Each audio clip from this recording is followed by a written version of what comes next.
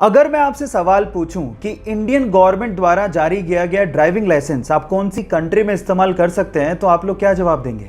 आप लोग कहेंगे कि कैसा सवाल है, ऑब्वियसली इंडिया में।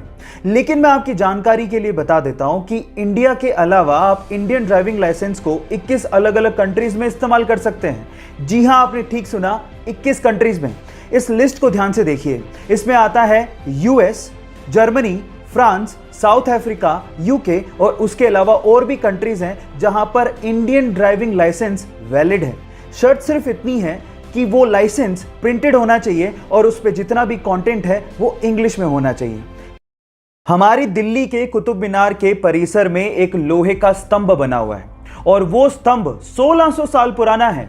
बावजूद इसके आज तक भी उस पर जंग नहीं लगी है। इस वजह से वैज्ञानिकों के लिए वो किसी अजूबे से कम नहीं है। एक्चुअली इसे 1600 साल पहले चंद्रगुप्त मौर्य की याद में उनके पुत्र कुमार गुप्त ने बनवाया था।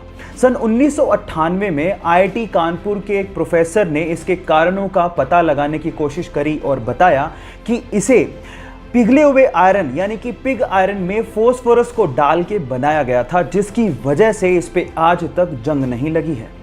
अब इससे पता लगता है कि प्राचीन काल में भी भारत के पास धातु विज्ञान की बहुत ज्यादा समझ थी। क्या इसके पहले तक के फैक्ट आप जानते थे? और अगर नहीं हिमालय के लद्दाख में एक पहाड़ी है जिसका नाम है मैग्नेटिक हिल। ऐसा कहा जाता है कि वहां पर मैग्नेटिक प्रॉपर्टीज यानी कि चुंबकीय गुण पाए जाते हैं। अब इसका क्या मतलब है? इसका मतलब यह है कि अगर आपने वहां पे किसी गाड़ी को न्यूट्रल स्टेज में खड़ा कर दिया तो वो गाड़ी अपने आप से 20 किलोमीटर पर घंटे की रफ्तार से चलने लगती है। वहां के गाइड इसे सुपर नेचुरल फिनोमिना कहते हैं और स्थानीय लोग इसे हिमालयन वंडर भी कहते हैं। क्या आप वहां पे घूमना चाहेंगे? चैट सेक्शन में लिखना मत भूलिएगा।